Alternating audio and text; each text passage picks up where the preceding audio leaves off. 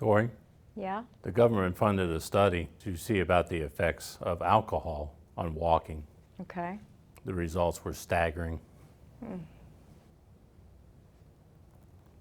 Want to hear a construction joke? Sure. I'm still working on it. You won't believe this, but a guy tried to sell me a coffin yesterday. That's the last thing I need. Sorry. That's good.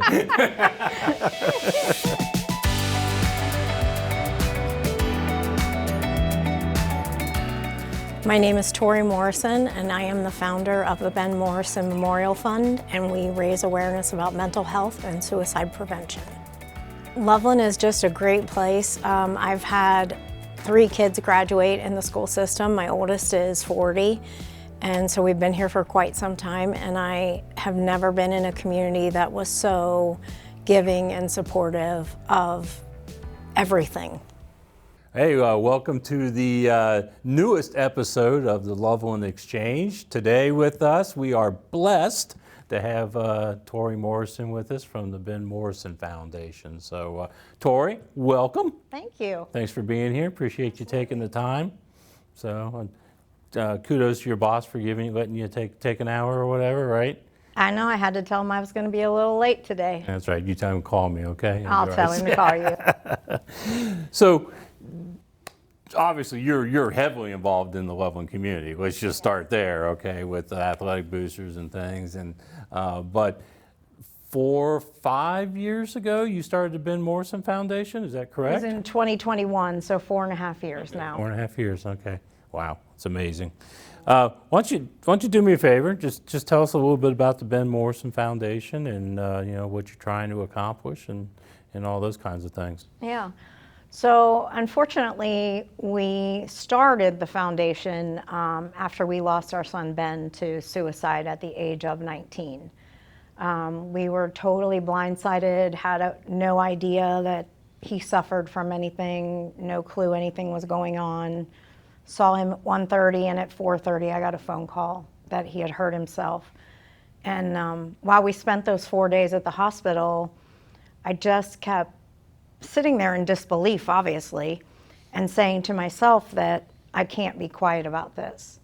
You know, as you said, I was very involved in the community. It would have been easy for me to make up a story and call it accidental and say all of these things, but that wouldn't have helped anybody. And I knew that I couldn't do that. I knew that I had to be vocal and I had to say something because I didn't want someone else to be as blindsided as I was. And so, it first started just, how do you keep your child's name alive, right? And so Loveland High School was gracious enough to work with us, and Ben passed in March, and in May we gave out our first scholarships. So they worked with us and helped us figure that whole system out. And so we gave out 3 scholarships that first year.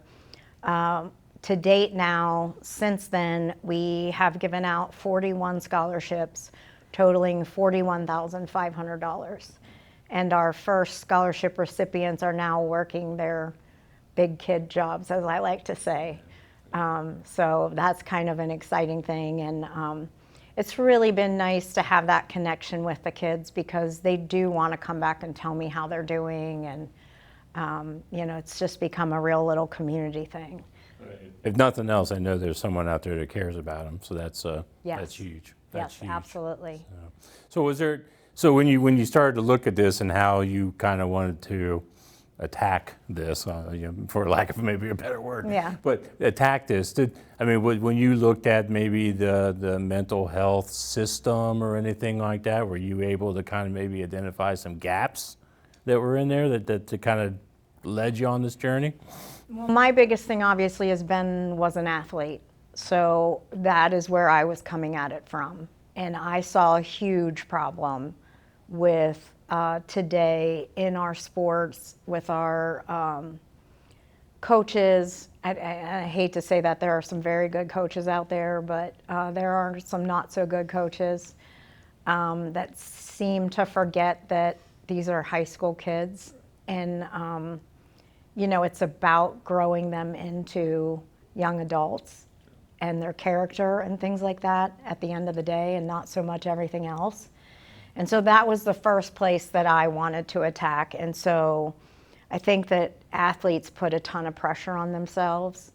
I think parents put a ton of pressure on their kids. And just being there and showing up at these events, and we don't always get to interact with the kids that are actually playing because they're on the field during the event, but they still know we're there, and it's all about them. So that's good. That's good. Yeah, and I've mentioned this to you before that correct me if I'm wrong, but like one of the first things I think was mentioned was, okay, we're going to try and do a golf outing and things like that, and I always. Golf outings are tough, okay? Golf outings are very hard to put on. They're a lot of work, and sometimes they're a whole lot of work with not a whole lot of results. So, the one thing I will give you kudos for is, number one, I think you've had, 4 golf outings or 5? 5. You've had 5 golf outings. So, number one, not only did you start strong, but it's still continuing on, which is amazing, because you see people, they'll start something, they'll try a golf outing or some kind of fundraiser, and it's strong the first year or second year. You guys are still rocking and rolling from that standpoint, plus all the other things that you're doing to try and get the message out there and everything. So I'm gonna use that as a lead into, if you want to kind of talk about some of the things that you are doing, if you want to throw in there maybe which project maybe you've been the most happy with, let's put it that way. I think that would have to be the Ben's Way. That kind of came about, not kind of, it did. We fund a lot of projects for Loveland Hope Squad. We help them do some things that they want to do at the high school for the kids, and we do it at other schools too, but Loveland always holds a place in our hearts. I'll mention everyone on the board has a connection to Ben. Every one of them either knew him or their kids were friends with him, or both maybe in that respect. But so we were at the high school for a petting zoo that we brought farm animals in for. I know to most adults it sounds silly. The kids were ecstatic. Yeah. And so one of the people on my board, Kate Jackson, was watching someone, what you would call typical kid, spend his whole time with a special needs kid. And he took the kid around and he showed him all the animals, and he didn't spend time on his phone, and he wasn't goofing around with his friends. He was devoted to this special needs kid the whole time. And she said, we need to find a way to recognize that. And then we started looking back through all of the things that came out about Ben after we lost him. It's all those things you don't know about your kid. I like to say it's because you're fighting with him to take out the garbage. You don't know the 10 people he helped at school that day and checked in on and all of those things. And this is all, they started coming out of the woodwork after we lost Ben, telling me these stories and stuff. And so it just kind of came about, I think it was Kate who said, that's Ben's way. And we were like, we have to recognize this. And so we started obviously at Loveland, because like I said, that's our baby. But we are now in 7 districts, 12 schools. Anybody can sponsor a Ben's Way at a school. It's $1,200 to sponsor it at a school, so not astronomical for a company, right, to sponsor. The kids are recognized by any staff member when they see them going above and beyond doing random acts. So it could be a kid who left his science group to go help another kid because no one in his group was there that day. It could be the girl who helps the non-English kids learn English in her spare time. It could be the girl who's out helping a friend for half an hour learn how to serve a volleyball. It's just, it runs the gamut. It's like it touched the staff member's heart, is how I'll put it. And just a random, unexpected act of kindness. Correct. And the thing that's really cool about it is we're finding the kids that are getting recognized aren't the kids that you would think that you would see, right? It's the kids that no one knows, that are, that aren't getting heard about. And so they get a $25 gift card to Amazon. That's where the $1,200 goes. And we supply each school with 48 cards. and we'll give them more when they run out. Yeah, very nice. Yeah. That's So great. that I see has far-reaching. Like, we can take that. I'm going to White Oak Middle School next week, so we're like pretty far out there in some cases. That's great.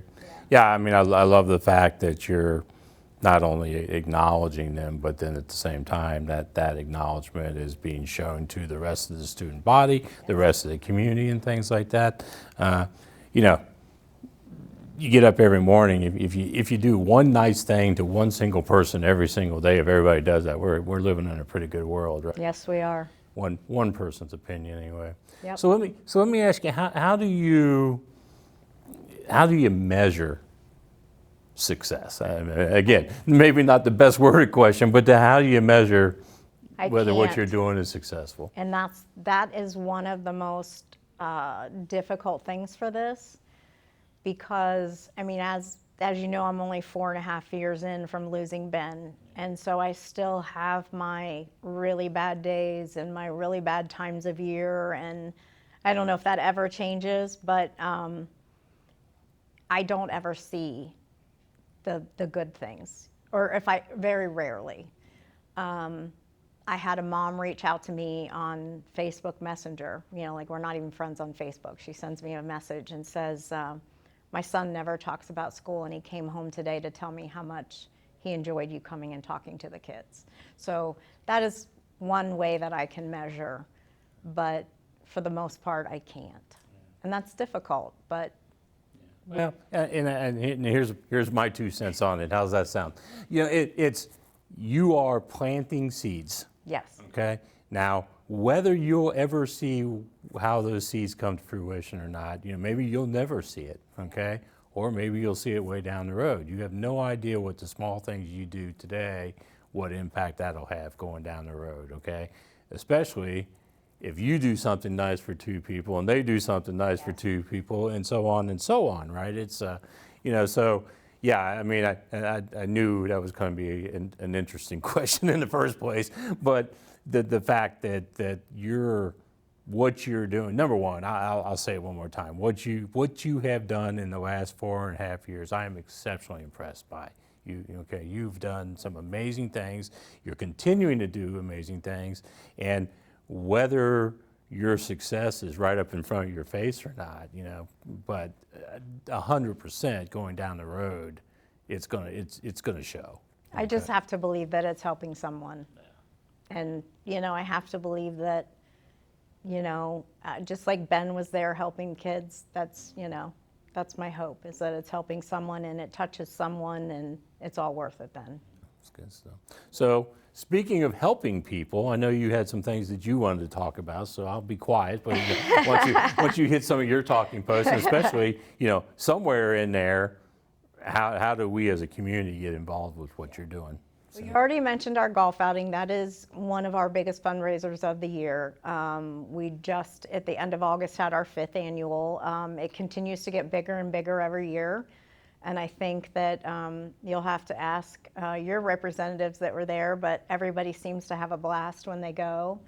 And that's our whole goal, is to try to make it a ton of fun. And, you know, those die-hard people that are really good at golf get mad, but it's, you know, it's all about fun. I've learned not to take golf seriously in any way, shape, or form. That's right. Now, especially if you're putting bottles on the green and people are putting. I hear that was quite the success. Oh my gosh, that was so much fun. People brought their dinner outside to watch that. Yeah, it was a ton of fun. And that was just a random person at Cappy's came up and told me about that. Absolutely brilliant. Yeah, it's the little things, right? It is the little things. So that was huge this year, so we will definitely continue that. But our second big thing is we participate, this will be the 2nd year, in the Cincy Gives campaign, which I'm not sure if you know about that, but it's through Cincinnati Magazine. It is a 10-day friendly competition between nonprofits in the greater Cincinnati area. So you have 10 days to see who can raise the most money. Different days have different competitions. You can choose to participate or not. At the end of the day, it just matters who raised the most money, and you keep the money. It's not like it goes to Cincy Gives. So that is December 1st through the 11th. And we are hoping, last year we hit, in our first year, we were in 8th place. We raised $19,000. So we're hoping to break the top 5 and get $25,000 this year. So I think it's a realistic goal, but we shall see. There's lots of fun things out there we're doing an afternoon tea, which is different for us. We're doing a popcorn sale, just anything we can think of to try to, we're doing a competition to try to get a donation from every state. And the thing is Cincy Gives even says this, it's the little donations that add up. It's not so much, it's the $10 donations here and there.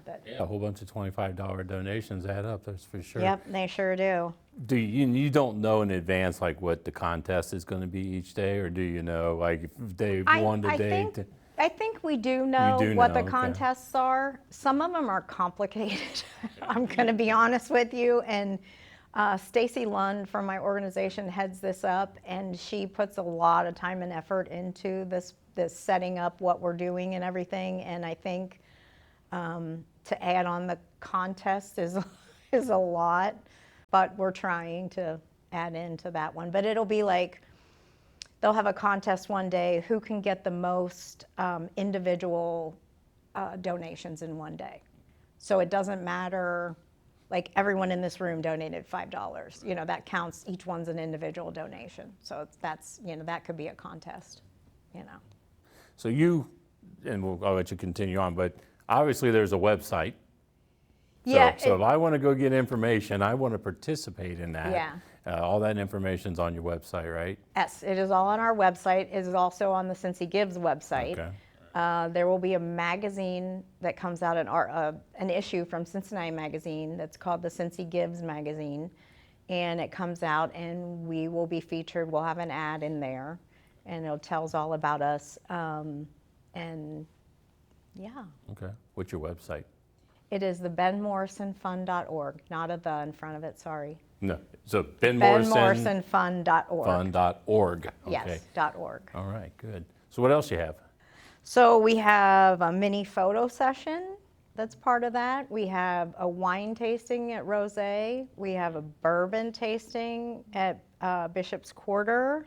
And I don't know what else. Yeah, Check out our Facebook. That works, right? Exactly. Well, I wanted to make sure you got a chance to mention all of those things, right? Yeah.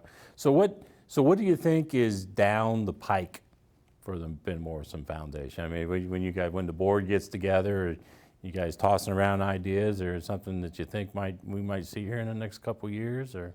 Well, one of the things that we had always talked about was funding therapy for people. And we just didn't know how to go about it, and it ends up another organization figured it out. Okay. So we are working with them. It's called Mental Matters. It's a couple of doctors, and so obviously they figured it out. They know how to do it, and so I forget how many kids' therapy they've funded already. And so we're working with them, and then we are also working closely with Maddie's House. Mm-hmm.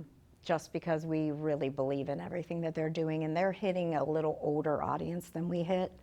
So I think it's a good compliment. Okay. Well, no one says you have to reinvent the wheel, correct?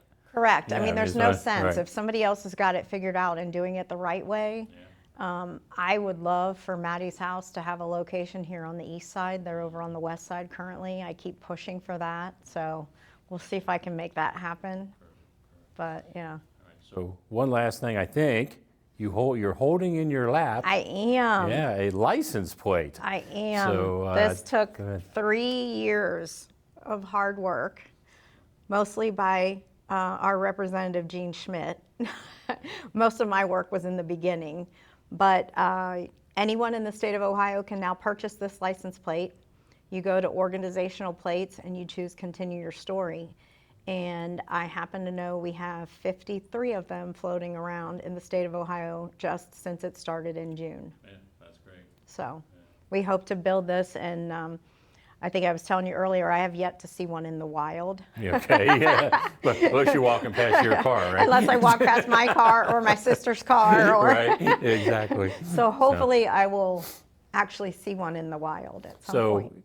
So if someone gets one, is this still a thing that they can send you a picture of it? And I still have 2 more T-shirts to give okay, away. so there's still 2 T-shirts Yes. available if you get a continue your story license plate. Send a picture Yes. and to the website, or They to can the just email it to me. Email it or whatever. Okay. However they get it to me is fine. Hey, yeah, and then there might be a T-shirt in for you. So there you go. Yeah. Well, that's great. Anything else you want to mention? Anything you'd like to talk about? This is we're here for you. So.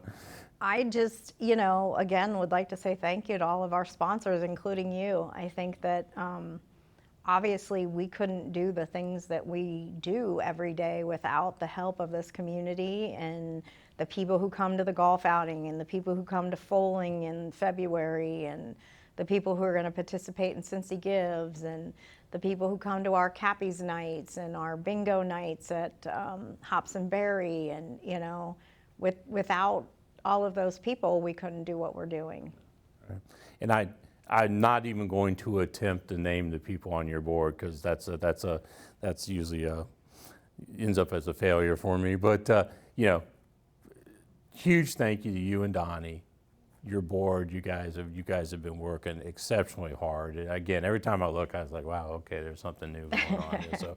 So that's good. So, and again, I think I'll reiterate to you that the benefits are down the road. You will see the positivity that's going to come from what you're doing. So I will tell you, every time I get at my lowest and I'm like, why am I doing this? I get some kind of sign, whether it's that message from the mom on Facebook or it's someone coming in and saying something to me. So I do. I get those signs every time I'm really at the point where I'm like, I just don't know if I can keep doing this. Funny how that works, huh? I know, isn't it?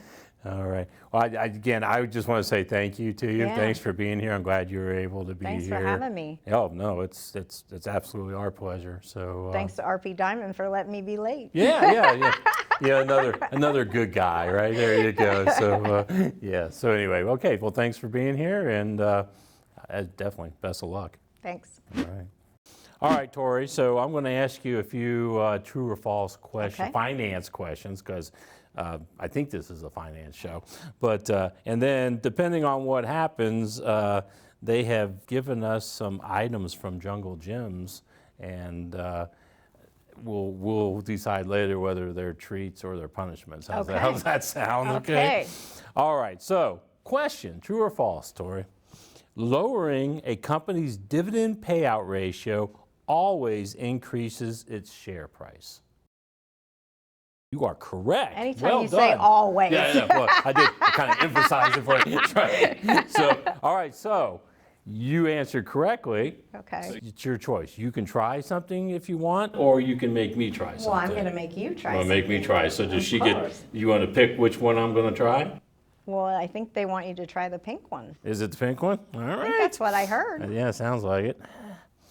All right. So again, thank you to Jungle Gyms, I think. This is Ocean Bomb Pomolo flavor. Oh. Someone can correct me because I doubt I'm saying it right. Art, could you guess what that character is? That is on the show. I have no idea. My kids are in their 30s, so definitely nothing I've watched recently, and I'm not even sure it would be something we ever would have watched on TV. So, but yeah, so Pomolo. Pomolo. Okay, let's see what we got here. I'm nervous for you. Nervous, thanks. Good, this is a team effort. Cheers. Well, I don't know what pomolo is, but I like it. Yeah, it's not bad. And I really do like the color. I like the design of the can. That's kind of cool. I will have to look up and see what that actually is, but I'm trying to think what it's close to. Yeah, I don't know. It's different. Never had it before, so it's not bad. Not bad. That was. We're gonna go treat. Okay. So, Art, that character is from the hit Japanese comic and anime Sailor Moon from 1992. 1990. So, 92 Japanese anime. Yeah. pretty much not what I watch on TV. So, all right, Miss Tori, you ready for another one? Sure. A company with a high debt to equity ratio will always have a higher return on investments, or a return on equity, I'm sorry. False. You are correct again. Nice job. I'm just keep asking you a question with always. All right. Once again, it's your choice. I don't want to have all the fun, but if you want me to try another one, I will. So. Well, I'm all about it. I think this teal one. You want to try that one? No, I think you want me to try that one. Okay. Yeah. By the way, teal and purple are suicide prevention colors, so I think that's only fitting that you should try the teal one. Perfect. Yeah. Well, the first word I see on it is bleach. Oh dear. Okay, so that's not, I don't know what that means, but I don't think that's the flavor actually. It's Ocean Bomb again. I'm going to go with, it is also 1992 Japanese anime. All right, or I could be wrong. And it's white peach flavor. Oh. So, yeah. That could be good. That sounds promising, right? Except for the bleach part. Yeah, I'm not sure, I'll have to look, hold on a second. Nope, didn't have anything on it. This one has bleach on it for some reason. Once again, cheers. It has an aroma already.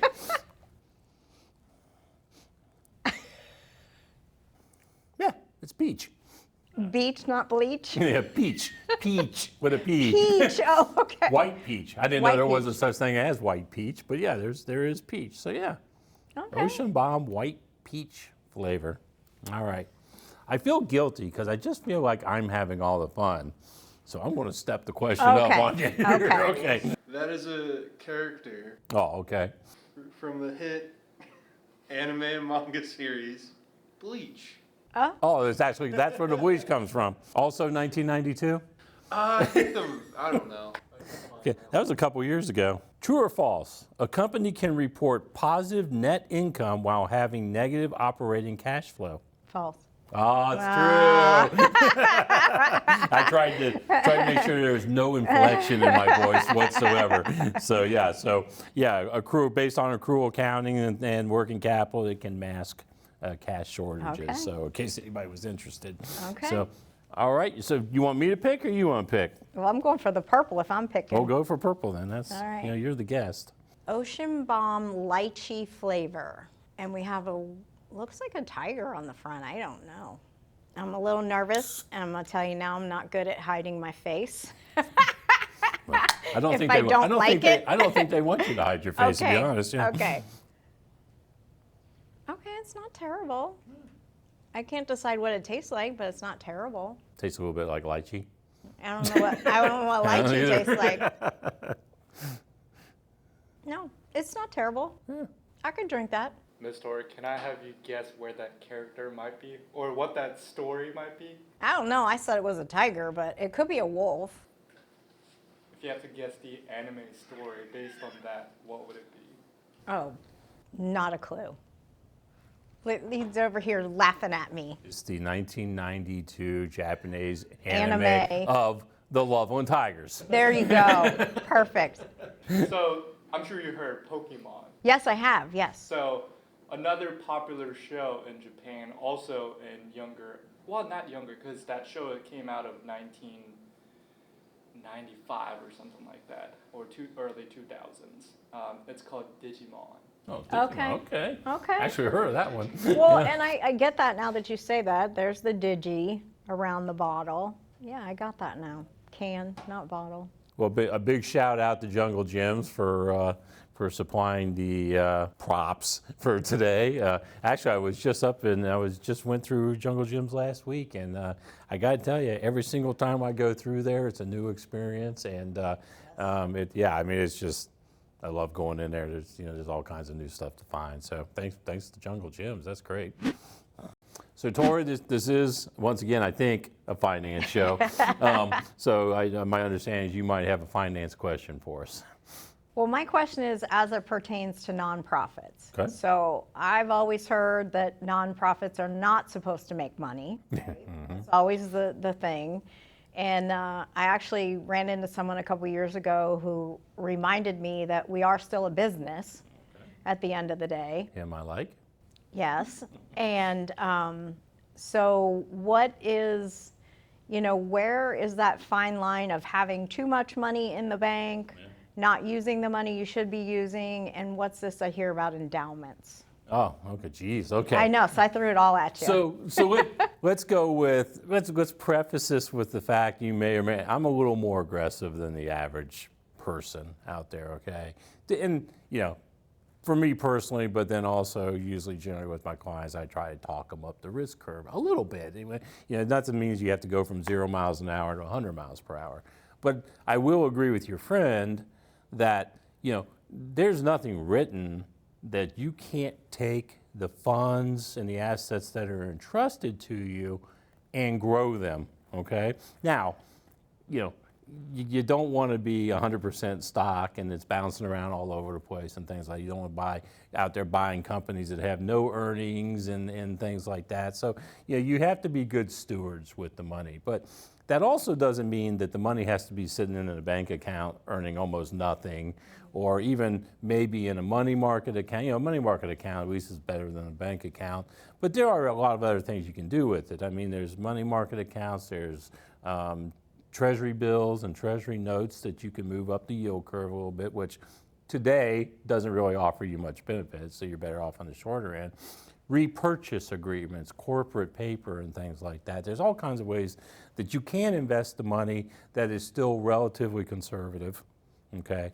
And you are actually able to generate more funds that you are able to use for your program. So I don't consider that a bad thing, okay? So the other thing is how much you have in the bank right now. So if you're an organization and you have a whole bunch of money sitting in the bank, but you have no plans for that money, I generally start to get a little squirrely about that, okay?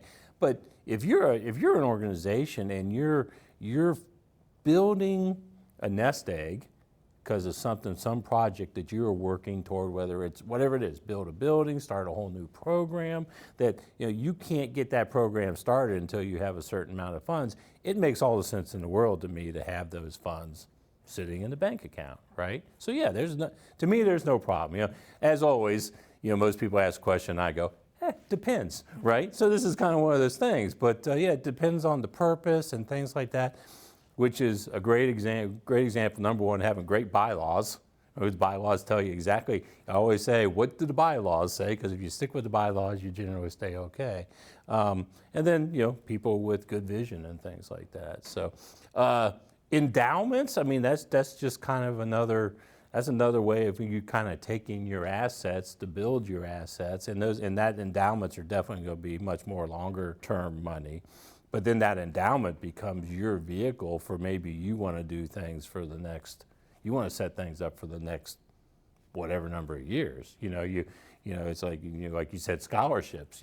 You could have a certain amount of money in the bank and you take whatever the number is, 4% of those assets every year, and those 4% of the assets every single year go to scholarships or something like that. So that's definitely something you can do with it. I mean, you hear about college endowments. College endowments have billions of dollars, and the purpose of that money is to improve the university and get more kids into school or whatever that is. So it's definitely a vehicle for, especially for down the road. So.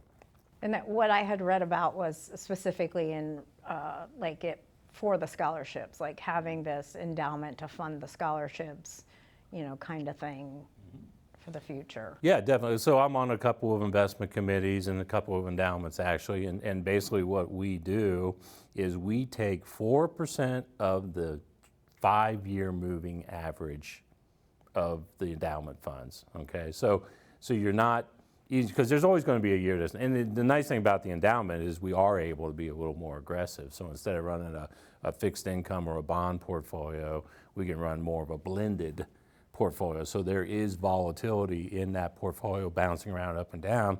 But if you're taking the 5-year average and then taking 4% of those funds, and that's your answer, that every year we're going to give 4% of that 5-year average. So usually that allows your endowment to grow or stay steady, so you're not, let's say the market goes down 20% one year, and all of a sudden you're going to give out this amount of money. Well, now you're dipping into what I would call your principal, right? So you kind of want to avoid that. So it allows it to be much more long term. Okay. Is that helpful? Yes, absolutely. Good. Thank you. Great question. Great question. And pertinent. Perfect. Right. Great. Tori, once again, just want to say thank you for being here. One, I enjoyed it. Thanks for You having me. got some great things. Again, we always talk about, we try to have people here that are passionate about things. Okay, so clearly you're passionate about what you're doing and what your team's doing. So thank you so much for that. We are actually sitting in the community room at Impacting Tomorrow. And just want to give a big shout out to Impacting Tomorrow for allowing us to use their space, and a big thank you for the amazing things that in the last month or so, maybe a couple months, the things that they've been doing in the community too. So I appreciate them for that. But again, Tori, best of luck to you. Thank you. And don't forget giving. Since he gives. Since he gives, December 4th through the 10th? 1st through the 11th. Yeah, what she said. Yeah. So, all right. Thanks, Tori. Appreciate it. Thank you. Yeah.